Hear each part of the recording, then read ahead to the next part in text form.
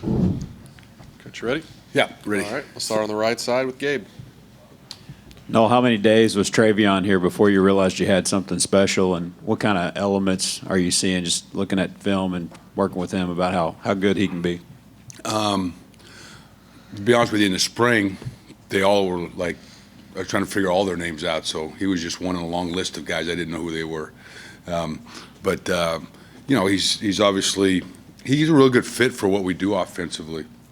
And, he reminds me of a lot of the guys I've had in the past. He's got great vision, and he's an explosive kid. He's not the biggest kid in the world, but he's got some toughness. And I think I said this a couple weeks ago. Everybody, his skill set as a runner is pretty obvious. Just turn on the film or turn on the TV and watch him. The things he does without the football is the things that I've really been impressed with in the last couple of weeks, and that's probably where he makes his biggest growth. There's a lot of things to be a complete back that you have to do besides just run for lots of yards, because if you don't do those other things, you're an asset, but you're also a liability in the scheme of the offense. And he's really done a great job and come along there. Right up front, Sam. What do you think of Frank Kahanacho when he came in for Ricky on Saturday? And I guess receiver 15. Oh, Nacho? Yeah. Yes. Yeah. What were your thoughts on, I guess, him coming in for Ricky and what he may be able to bring? Ricky gets hurt, so your first thing is like, oh no, right? When any starter gets hurt, and then the best thing is I didn't even notice that Nacho was in the game for the rest of the game, which means he's doing his job. He didn't flash to me. I thought he went in and did a super job. He's always been a hard worker. He's always a kid that's really progressed as a player from the spring and even from the first part of camp until the point now. And so I was kind of happy for Nacho to get in there, and we didn't skip a beat. And I don't ever adjust how I'm going to call a game by who's in the football game if guys go down. So. I think that's what's vitally important, is that in the course and the process of a season that you develop depth in your football team. And Nacho came in and did a nice job. On the left side, by the column, Cease, over here.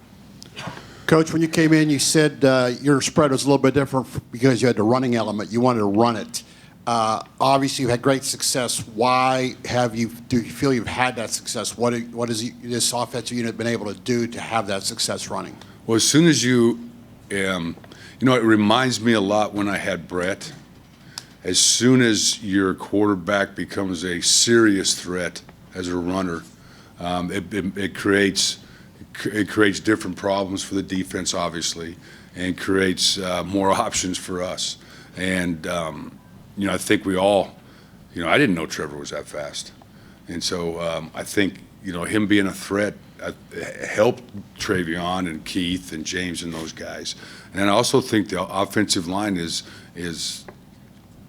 I think every week, because we're not a very, schematically, we're not a very complicated offense. And so we're more in the school of thought is that we want to do a couple things really, really well. And I just think over the weeks of practicing the same schemes, the same plays against the same, against fronts, I think our offensive line just keeps, gradually improving week to week. Go to the back, standing. Daryl. You talked about Trevor's speed, but is his decision-making what really impresses you the most? I mean, I don't think he's had a turnover in the last couple of ball games. Well, obviously we knew he was a great decision maker when he decided to come here. And thank goodness, huh? This is like playing being a quarterback in this style of offense, which a lot of teams run now. And it's nothing earth-shattering, right? Okay, it's a quarterback-driven offense, and because there's so many split-second decisions have to be made in any RPO type offense. Because here's what you're giving a quarterback: you're giving them a pre-snap decision, You know, if they're all over here, you can throw it over there. If they're all over there, you can throw it over here, okay? Then you're giving him a decision at the snap. So at the snap, he's got to make a decision. Am I going to hand this off? Am I going to pull it? Am I going to, you know, my conflict guys here? I'm reading the end. Okay, so he's got that decision. And then even after, if he decides to pull the ball, he's got a third decision he makes once he takes the ball to the perimeter. So it's a lot like we're running wishbone football. All right, you got to read the dive, then you got to read the end, and then you got to pitch the football off the safety and all those type of things. So yeah, it's a repetition offense in that aspect for a quarterback. He's got to just keep he's got to keep seeing the same pictures over and over and over again, because he's making his decisions like this. And he's always going to make decisions, and you have to live with those decisions as a coach, and he has to live with those decisions as a player. Are they always going to be right? No. Okay? And so you take the good with the bad, and all you're trying to do is that minimize the correct decisions, or maximize the correct decisions in his process. And that's why I think just him being in the offense now for a while, you're starting to see those lights start to click on about, oh, when I see this, I can do that. Go on the far right side, Gabe. No, how do you like the wrinkle of Ricky out there in the H-back or in the backfield, his ability to go out there and block? I think he sprung Trevor, and then, of course, that 47-yard run. Yeah, no, that's pretty cool.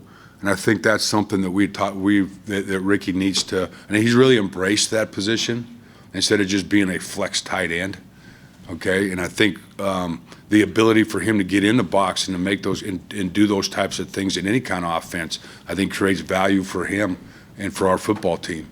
And I really have seen him, you know, he was a little bit like, you sure you want me in there type, you know, look in his eyes a couple weeks ago. And I think the more he's been in there, I think he's really embraced that part of his game. And I thought he'd really been making strides. And even in that game, the first half was doing some cool things for us in there. So yeah, it's really nice to have that type of guy where he can be in the box as a blocker, and then he can be out on the edge as a receiver, and then he can be in the slot, which he's a very versatile kid, so we need to keep doing those type of things with him. Sam, then we'll go to Brent right here in front. Seemed like there were a few high snaps. I guess any issues that created that for McCoy? No issues. Is there any? I guess No, that's one of those things we don't talk about. Okay. Right? You know, you don't talk about it. It's not a problem if you don't make it a problem. Okay, I won't ask about the high snaps. Yes, don't.